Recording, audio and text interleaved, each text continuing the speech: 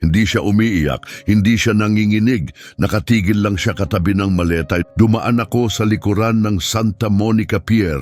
Ang hangin sa umaga ay amoy alat ng dagat na halo sa matamis na amoy ng mga pagkain sa boardwalk. Mga 10:10 na ng umaga, maliwanag na ang araw sa langit pero wala pa masyadong turista. Doon ko siya nakita, isang batang German Shepherd, wala pang 5 buwang gulang. Ang balahibo niyang itim at kulay tan ay mukhang pagod at walang sigla, balot ng dumi. Isa sa mga likod na paa niya ay baluktot sa kakaibang paraan. Nakataling nakaupo sa lumang upuan gamit ang pulang tali, tahimik lang katabi ng maliit at sirang pink na maleta. May mga kupas na sticker ng unicorn, tanda na minsan itong naging mahalaga sa kung sino man.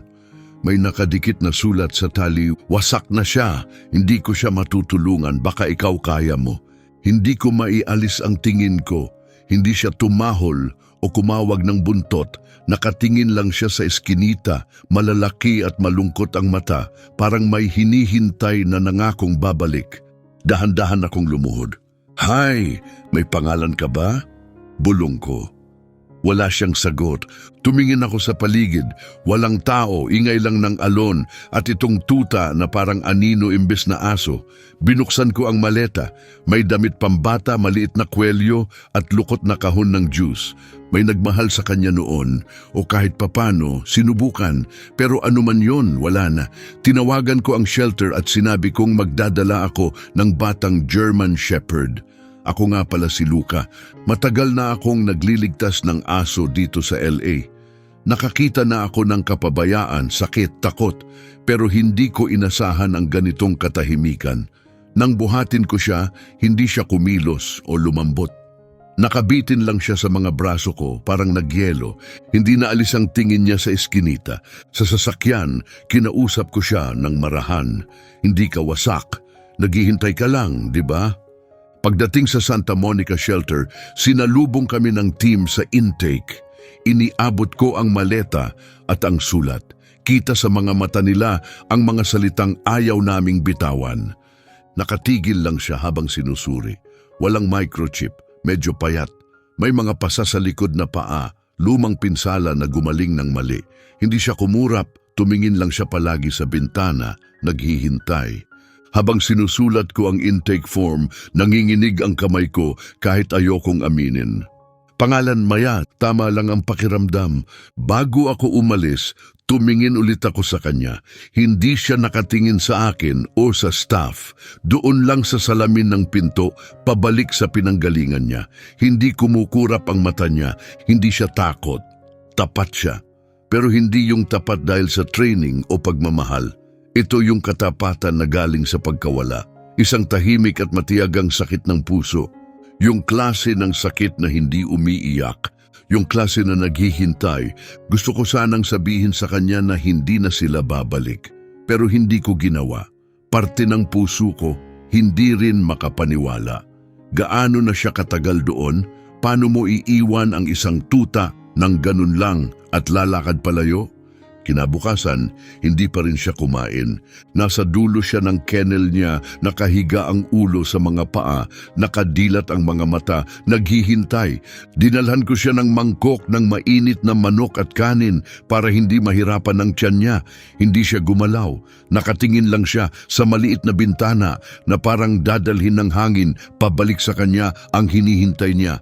Sumusuko na siya, mahina sabi ni Elena, isa sa mga tech. Minsan ganun sila, nawala na parang nasa loob lang. Pero andun pa rin siya. Ramdam ko, parang bigat sa hangin. Umupo ako sa sahig ng kennel, katabi ang pagkain. Alam kong hindi ka pa handa, sabi ko. Gusto ko lang makasama ka. Hindi niya ako tiningnan pero gumalaw ang taingan niya, maliit na senyales. Kinuha ko ulit ang laman ng maleta, glittery na purple na shirt, juice box na may straw pa, bagong suklay para sa aso. Lahat pambata. Lahat iniwan. Katulad ni Maya, lumabas ako sandali, sinubukang linawin ang isip ko. Pero paulit-ulit ang tanong, sino ang tataling parang basura ang tuta at mag-iiwan ng maleta na parang pamamaalam? Hindi tumahol si Maya. Kahit minsan, Hindi nung intake, hindi sa check-up, hindi nung narinig ang ibang aso, tahimik lang. Hindi takot na katahimikan, katahimikan ng isang bagay na wasak na. Pagbalik ko, nasa parehong posisyon pa rin siya. Pero nang buksan ko ang pinto ng kennel, hindi siya umatras, hindi rin siya lumapit. Hinayaan lang niya akong umupo. Lumipas ang isang oras, nagpadala ako ng ilang mensahe, nagbasa ng mga papel, walang salita. Tapos may nangyari, bahagya niyang inusog ang ilong niya papunta sa mangkok. Suminghot, umatras ulit. Pero may nangyari, hindi ka invisible, Maya, bulong ko. Nakikita kita at mananatili ako. Kinagabihan bago kami magsara, tumingin ako ulit sa kanya mula sa labas ng salamin. Nakapulupot pa rin siya. Pero hindi na siya nakatingin sa bintana, nakatingin siya sa akin. Hindi pa yun tiwala, hindi pa, pero parang malapit na, pagkilala, maliit lang pero siguro iyon ang mahalaga. Sa ikatlong umaga may nagbago. Inusog ni Maya ang kumot niya, konting hila lang sa sahig, palapit sa harap ng kennel. Mukha man itong maliit na bagay, pero para sa akin, napakalaki nun. Hindi na siya nagtatago. Unti-unti na siyang lumalapit sa mundo sa labas. Pagpasok ko, dala ang karaniwang mangkok ng mainit na kanin at manok. Tumingin siya sa akin, tunay na tumingin. Nagmamatsyag pa rin ang mga mata niya, tahimik pa rin ang katawan, pero sa pagkakataong ito, nagtama ang mga mata namin. Magandang umaga, Maya, bulong ko. Na-miss kitang makita kahapon. Dahan-dahan siyang kumurap. Lumuhod ako at inilagay ang mangkok sa loob. Laking gulat ko nang hindi niya hinintay na umalis ako. Dahan-dahan, kahit naninigas, tumayo siya. Nanginig ang injured niyang paa, pero nilapitan niya ang pagkain, inamoy at nagsimulang kumain. Hindi siya sabik o nagmamadali, pero kumakain siya. Dumaan si Elena, napansin niya at napahinto. Kumakain siya habang nandyan ka? Tumango ako. Sa unang beses, nagliwanag ang mukha niya sa gulat at tahimik na saya. Nakikita namin ang isang bagay na bihira. Maya-maya habang naglilinis ako ng ibang kennel, naramdaman kong may gumagalaw sa likod ko. Lumingon ako. Hindi na nakatago si Maya. Nakatayo siya sa gate ng kennel niya, nakatingin sa akin. Lumapit ako ng dahan-dahan. Anong meron? Binabantayan mo ako. Hindi siya umatras. Inabot ko ang kamay ko, nakabukas at hindi gumagalaw. Tiningnan niya ito, tapos marahang inilapit ang ilong niya hanggang bahagya niyang naidampi sa mga daliri ko. Yung maliit na pagdampi na yon ay parang marupok na apoy. Sandali lang pero puno ng kahulugan. Habang lunch break, nanatili akong malapit sa kennel niya. Hindi ako nagsalita, hindi ko siya pinilit. Umupo lang ako at nagbasa, hinahayaan siyang masanay sa presensya ko. Makaraan ng ilang minuto, bumuntong hininga siya, mahaba at nanginginig. Unang beses kong nakarinig ng tunog mula sa kanya. Kinagabihan, binuksan ko ang maleta niya, hindi para sa akin, kundi para sa kanya. Inilagay ko ang kumikislap na maliit na shirt malapit sa kumot niya, sa loob ng space niya. Parang tama iyon, na inilalapag ang bahagi ng kwento niya sa lugar na siya ang bahalang magdesisyon. Nang gabing iyon, nilapitan niya ito. Inamoy ng marahan, tapos inikot niya ang katawan niya sa paligid nito, parang may niyayakap na mahal niya. Matagal matapos magsara, nakatayo ako sa pinto, pinapanood siyang natutulog. Isang paa niya nakapatong sa shirt, parang may hinahawakan siyang hindi niya mabigkas. At doon ko naintindihan, hindi lang siya humahawak, naaalala niya at siguro baka lang umaasa. Kinabukasan hindi na siya nakahiga pagdating ko. Nakaupo na siya, nakaharap sa pinto, gising na gising ang mga mata at bahagyang nakataas ang mga tenga. Pinanood niya akong naglakad papunta sa kennel niya. Wala siyang umatras, wala ring pag-aalinlangan, kuryosidad lang. Magandang umaga, Maya, mahina kong sabi. Nakatulog ka ba ng maayos? Siyempre, hindi siya sumagot. Pero nang buksan ko ang pinto at inilapag ang mangkok, tumayo ulit siya. Paika-ika, maingat. Pero naglakad siya at ginawa niya ang isang bagay na hindi ko inaasahan. Tumingin siya sa akin at kumawag ang buntot niya. Isang beses lang, maliit parang nagdadalawang isip, pero para sa akin para yung sigaw ng pag-asa. Ang mga German Shepherd tulad ni Maya ay hindi ginawa para baliwalain. Nabubuhay sila para makipag-connect, magprotekta at maging parte ng isang pamilya. At sa unang pagkakataon, mukha siyang handa ulit para doon. Dahan-dahan akong pumasok sa kennel at umupo ng nakaluhod, binigyan siya ng espasyo. Lumapit siya ng kusa, isang paa niya ay medyo dumudulas. Inamoy niya ang sapatos ko. Gusto mo bang lumabas? Tanong ko, marahang kinuha ang tali niya. Hindi siya umatras, kaya naglakad kami sa unang beses. Hindi kami lumayo, lumabas lang kami sa likod sa tahimik na damuhan na sinag ng umaga ang bumabalot. Umupo ako sa bench habang nag-iikot siya, mabagal at hindi sigurado.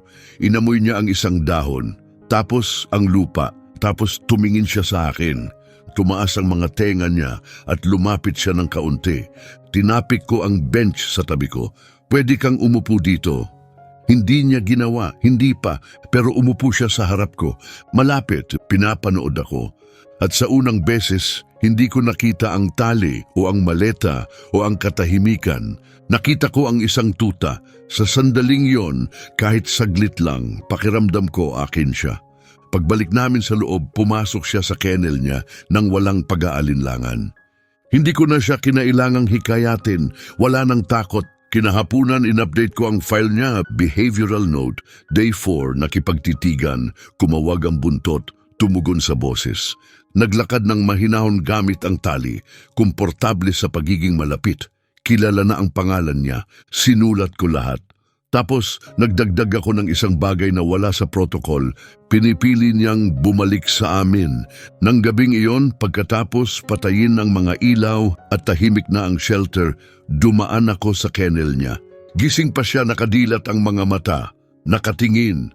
Nang ibulong ko, "Good night, Maya," ibinaba niya ang ulo niya sa mga paa at kumawag ng 2 beses ang buntot niya. Pagsapit ng ika-5 araw, hindi lang staff ang nakakapansin sa kanya. Tahimik naming sinusundan ang progreso niya, parang may pinagmamasdan kaming marupok na tumutubo. Ngayon pati mga bisita ay napapatigil, mga pamilya, magkasintahan, mga magulang na kasama ang mga anak, paikot sa bawat kennel, naghahanap ng koneksyon. Hindi si Maya ang obvious choice. Hindi siya tumatalon-talon tulad ng magulong terrier sa ilang kennel ang layo. Hindi siya umiiyak o kumakawag ng buong katawan tulad ng lab mix. Nakaupo lang siya doon, matatag, tahimik, alerto. Naka-forward ang mga tenga, malalim ang tingin. Parang may bit-bit siyang bigat na mas matanda pa kaysa sa edad niya.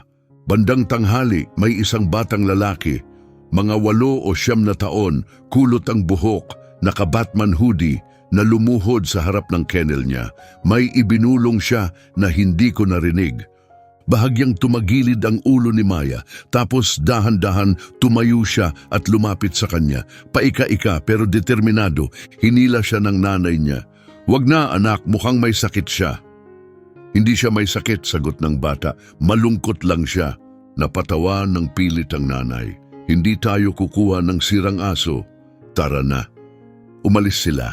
Bumalik si Maya sa dati niyang pwesto at umupo, nakatitig sa lugar kung saan nakaluhod ang bata kanina. Hindi siya umiyak, hindi umungol. Pero bahagyang bumagsak ang mga balikat niya, parang lobo na unti-unting nawalan ng hangin. Ibinulsa ko ang mga kamay ko para itago ang bigat ng naramdaman ko. Gusto kong sumigaw, hindi siya sira, nakaligtas siya. Pero nanahimik lang ako, maya-maya dinala ko ulit siya sa likod. Palubog na ang araw, binabalot ng malambot na gintong liwanag ang paligid. May dala akong tennis ball, just in case. Inamoy niya iyon, tinapik ng isang paa, tapos humiga sa tabi ko sa damuhan. "Hindi mo kailangang maglaro," mahina kong sabi. "Hindi mo kailangang gawin ang hindi ka handa." Lumingon siya at ipinatong ang baba niya sa tuhod ko. Napatigil ako. Yung simpleng galaw na yon, parang susi na nagbukas ng pintong hindi ko alam na nakasara sa puso ko. Naalala ko si Buck, ang dati kong German Shepherd, matagal na siyang wala. Mahilig din siyang ipatong ang ulo niya sa binti ko, parang sinasabi, nagtitiwala ako sa iyo. Nandito ako. Matagal siyang nanatili sa ganong posisyon, tahimik at mainit. Nang lingunin ko ang pinto, nakita ko si Elena na nakatingin sa amin. May luha sa mga mata niya. She chose you, sabi ng bibig niya, pero hindi iyon ang plano. May mga patakaran kami at alam kong mas marami pa siyang kailangan kaysa sa kaya kong ibigay. Pero sa sandaling iyon, hindi lang siya aso na iniligtas namin. Isa siyang kaluluwang natututo ulit mabuhay at hindi ko alam kung kaya ko siyang pakawalan. Gabi ring iyon, pagkatapos naming magsara nang mangyari ito. Kakatapos ko lang ilock ang huling pinto nang marinig ko iyon, mahinang tunog, kuko sa tiles, sandaling katahimikan, tapos ang tunog ng bumukas na pinto sa likod. Wala na siya. Nanikip ang dibdib ko, napatigil ako ng 1 segundo, tapos bumuhos ang adrenaline. Kinuha ko agad ang flashlight at tumakbo, kalampag ang mga susi sa kamay ko. Hindi maayos na naisara ang likod na pinto. May nakalimot. Tinulak ito ni Maya, sapat para makalusot. Hindi siya makakalayo, sabi ko sa sarili ko. Hindi pa siya magaling. Pero alam ko na kung saan siya pupunta. Sumakay ako sa truck at humarurot sa tahimik na kalsada, mabigat ang amoy ng alat sa hangin. Ilang minuto lang narating ko ang pamilyar na lugar sa pier, ang parehong eskinita. Tinagos ng headlights ang fog at andun siya. Nakatigil lang sa lumang upuan. Nakasabit pa rin ang tali niya, nakaladkad sa lupa. Parang nakikita ko ulit ang maleta sa tabi niya kahit matagal na naming nadala sa shelter. Hindi siya gumalaw nang lapitan ko siya. Hindi man lang lumingon. Nakaupo lang siya doon, nakaharap sa madilim na eskinita, parang sundalong nagbabantay. Umupo ako sa tabi niya at matagal kaming tahimik, walang salitang binitawan. Talaga bang naniwala kang babalik sila? Bulong ko. Pumikit siya ng dahan-dahan, parang nahuli sa pagitan ng pag-asa at katotohanan. Hindi ka naman tumatakas sa amin, tinatangka mo lang bumalik sa kanila. May bumara sa lalamunan ko. Tumalikod ako papunta sa tubig. Ang kislap sa ilalim ng mga ilaw ng kalsada ay parang malupit kumpara sa kahulugan ng sandaling ito. Hindi nila karapat-dapat ang katapatan mo, Maya, mahina kong sabi. Pero siguro ako, karapat-dapat. At bigla, isinandal niya ang buong bigat ng katawan niya sa binti ko. Walang pag-aalinlangan, walang duda, hindi ugali. Isang desisyon. Maingat kong iniikot ang tali sa pulso ko at tumayo. Tara na, babae. Punta tayo kung saan ka tinatanggap. Sumunod siya, paika-ika pa rin pero matatag ang bawat hakbang. Pagbalik sa shelter, hindi ko siya iniwan sa kulungan.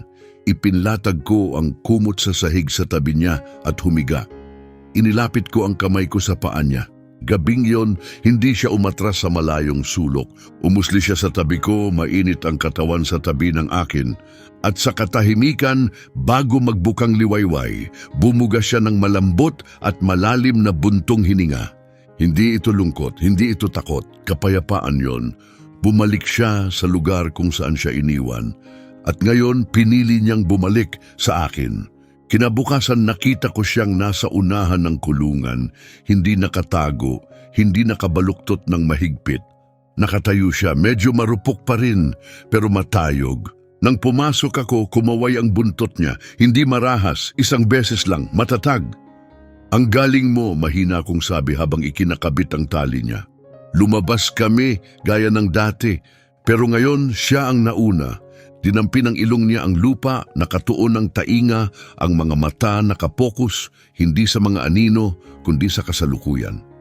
Inamoy niya ang damo, ang mga puno, bawat sulok na parang ngayon lang niya ito nakita.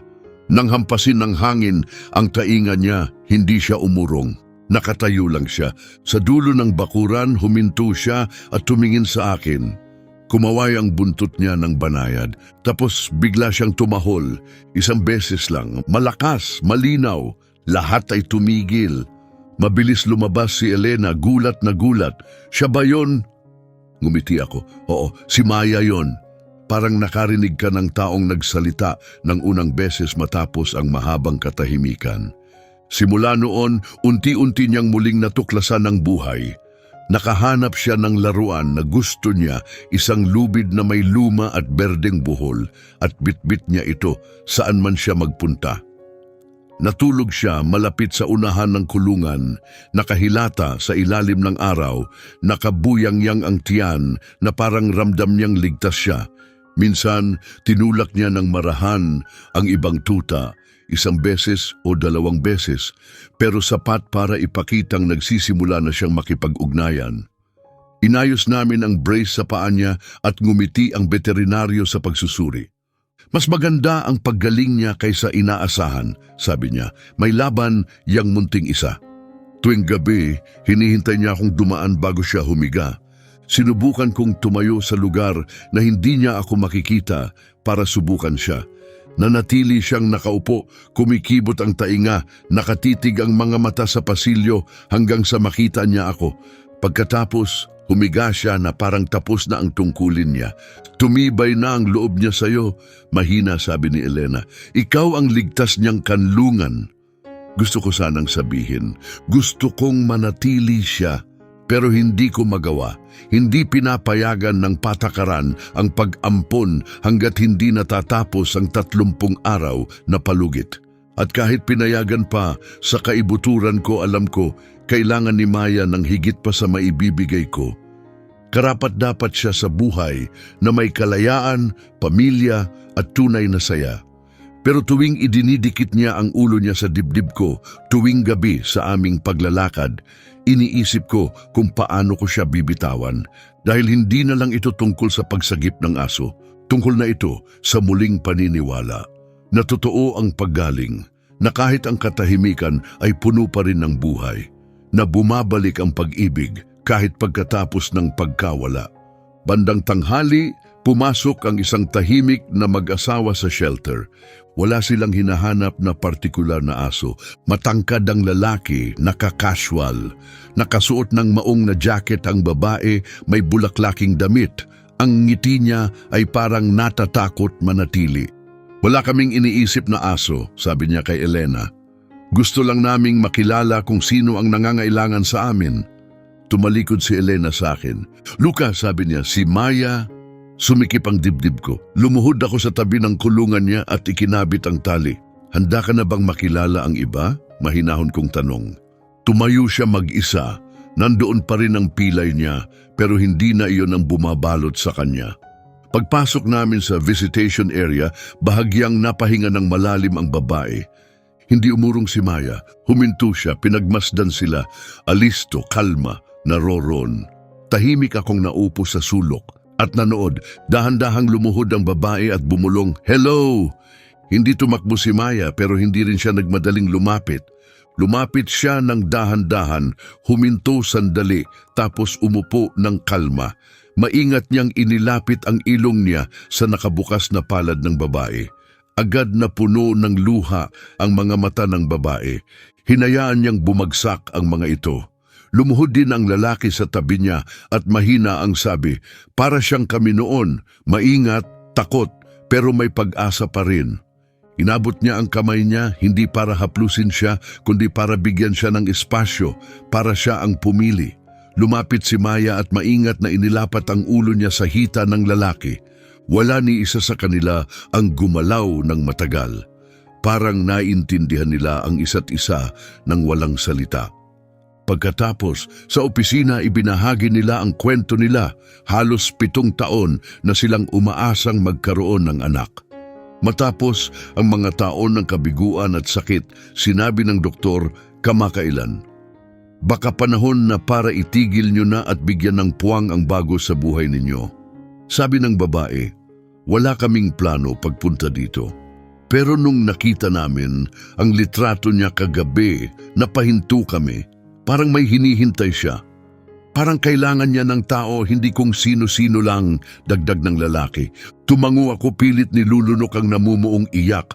Matagal na siyang naghihintay, pero hindi para sa lahat, para sa inyo. Ikwinento ko ang kwento ni Maya kung paano namin siya natagpo ang mag-isa sa upuan, ang lumang maleta, ang katahimikan niya noon, tapos paano unti-unti siyang muling nagtiwala. Napuno ng luha ang mga mata nila. Tinanong nila kung paano siya aalagaan, kung ano ang kailangan niya, kung paano ang paggaling ng paa niya. Hindi sila nagtatanong tungkol sa utos o tricks. Gusto lang nilang malaman kung ano ang nagpapakalma sa kanya, kung ano ang nagpapasaya sa kanya.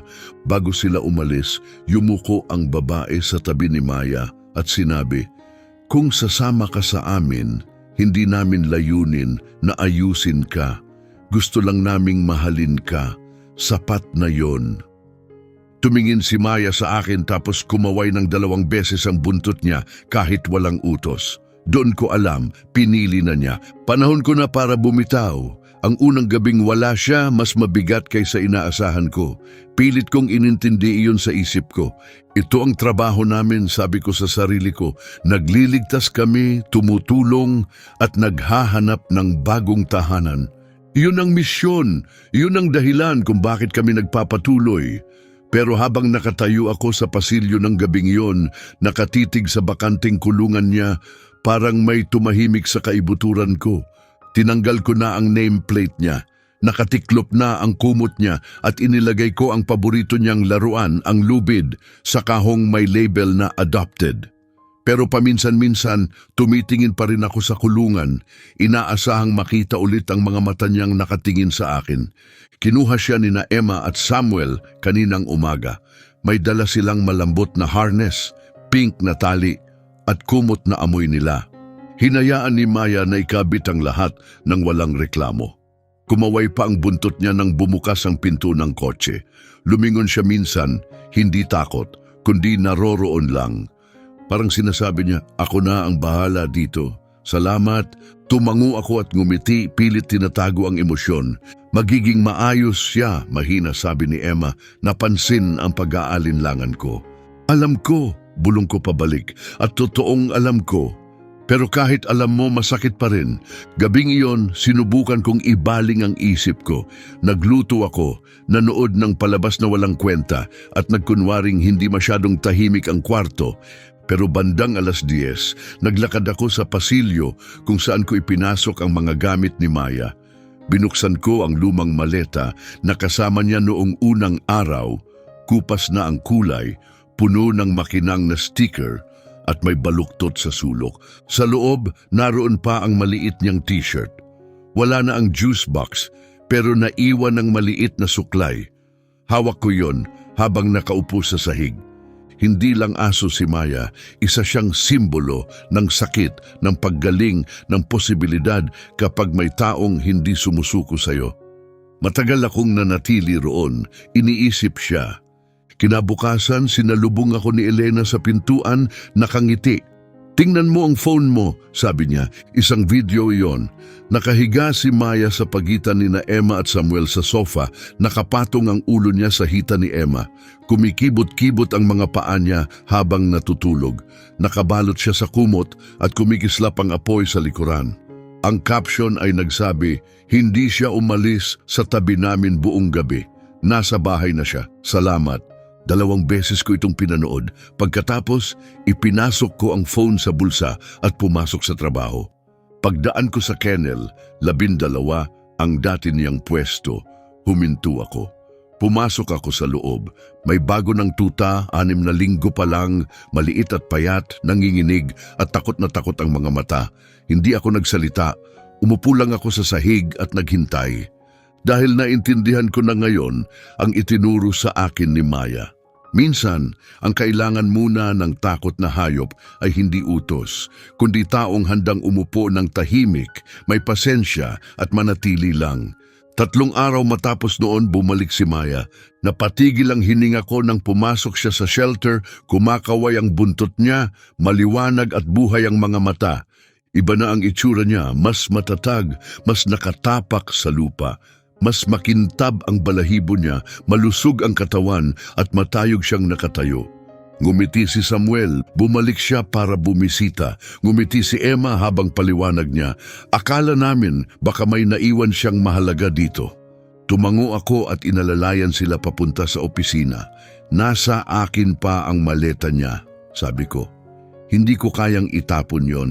Nasa cabinet lang yon sa likod ng mesa ko mula noong gabing iyon. Pagkababa ko ng maleta sa sahig, lumapit si Maya. Inamoy niya ito ng mabagal, kumikibot ang tainga.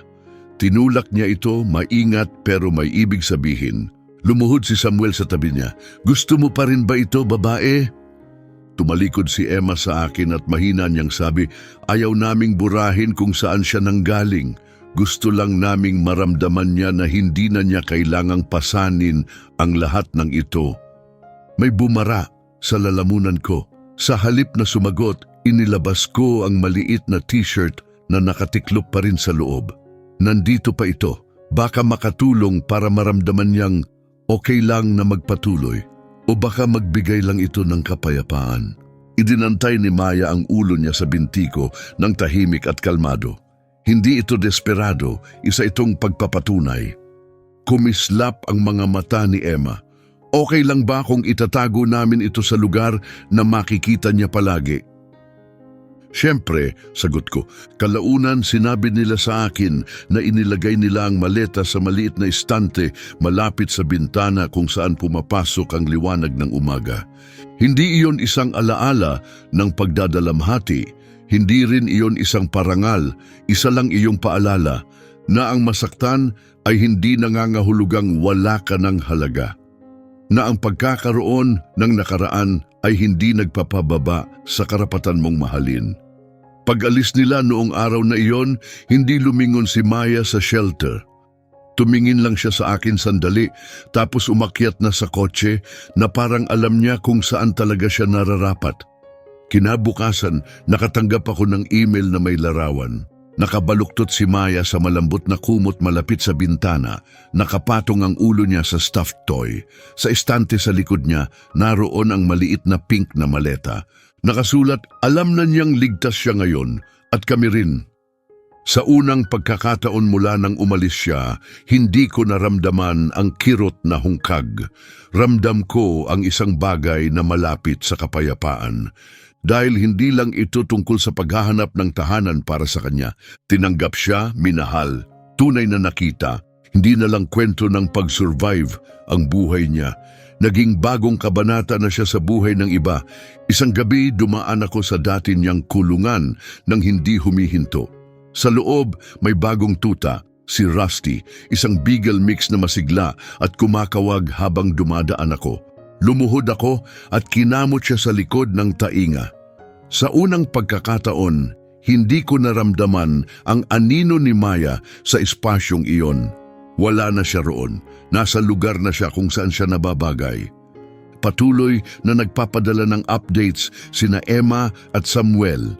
Si Maya na nagpapainit sa ilalim ng araw, naglalakad sa tabing dagat, natutulog sa pagitan nila sa gabi, nakaunat ang mga paa na parang gustong maabot silang pareho. Pero may isang mensahe na tumatak sa akin higit sa lahat. Isang litrato lang iyon. Si Maya nasa itaas ng hagdanan nila, alerto ang tainga, nakatitig sa pintuan. Nakasulat, palagi pa rin siyang naghihintay, hindi dahil natatakot siya, kundi dahil umaasa siya. Araw-araw, hinihintay niya kaming makauwi. Tinitigan ko ang larawang iyon, hindi dahil malungkot ako, kundi dahil naintindihan ko. Hindi siya naghihintay para may magligtas sa kanya. Naghihintay siya ng taong karapat-dapat sa tiwala niya. At ngayon, natagpuan na niya sila. Isang hapon dumaan si Emma, may dala siyang cookies para sa team at isang regalo. Isang frame na litrato ni Maya, kuha 2 araw bago iyon. Tumatakbo siya sa tabing dagat, nakalabas ang dila, nakalipad ang mga tainga, lahat ng paa niya ay wala sa lupa. Pakiramdam namin dito ito nababagay, sabi niya, inilapag ang frame sa front desk. Para sa susunod, para sa asong naghihintay pa. Tahimik kaming nakatayo, nakatitig sa litrato, kalayaan, saya, galaw. Binigyan mo siya ng bagong buhay, sabi ni Emma sa akin. Umiling ako. Kailangan lang niya ng konting espasyo para maalala kung sino na talaga siya. Gabing iyon, dumaan ako sa mga kulungan at huminto sa kina Rusty. Tumahol siya minsan, binitiwan ang laruan niya at kumaway ang buntot. Pumasok ako, naupo ng tahimik at naghintay dahil ngayon alam ko na kung paano nagsisimula ang mga kwentong ito. Hindi sa utos o instruksyon, kundi sa katahimikan at sa isang taong handang manatili sa katahimikang iyon hanggang may magising. Hindi lahat ng aso kailangan ayusin. Kailangan lang nilang makita. Hindi kailangan ni Maya na iligtas. Kailangan niya ng taong uupo sa tabi niya, maniniwala sa kanya at maghihintay hanggang kaya na rin niyang maniwala muli. Ang paglalakbay niya mula sa pagkaiwan hanggang sa paggaling, nagpakita kung gaano kalakas ang kabaitan at pasensya. Hindi lang para sa kanya kundi para sa lahat ng nakilala niya sa daan. Ang pagsagip sa aso ay hindi lang tungkol sa pag-ibig. Tungkol ito sa araw-araw na pagharap sa kanila. Tungkol ito sa pagbibigay sa kanila ng oras at espasyo para maghilom. At siguraduhin hindi na sila muling makakaramdam ng pag-iisa. Ang pag-aalaga ng alagang hayop ay nangangahulugang kailangan mong nariyan para sa kanila araw-araw. Hindi agad natagpuan ni Maya ang tunay niyang tahanan. Kinailangan nito ng pasensya, mahinahong pag-aalaga at oras para mabuo ang tiwala. Pero noong tumakbo na siya sa tabing dagat, nakataas ang mga tainga sa hangin, puno ng saya ang mga mata, hindi lang siya basta tumatakbo. Pinalaya siya. Kung naantig ka sa kwento ni Maya, ipasa mo ito. Sa kung saan man may isa pang tuta na naghihintay, hindi ng pagiging perpekto, hindi ng mahika, kundi ng isang taong hindi susuko at hindi lalayo. Maging parte ng pamilya ng Brave Paws. Ipaglaban mo sila, bigyan mo sila ng dahilan para muling maniwala. Maging pag-asa ka na matagal na nilang hinihintay.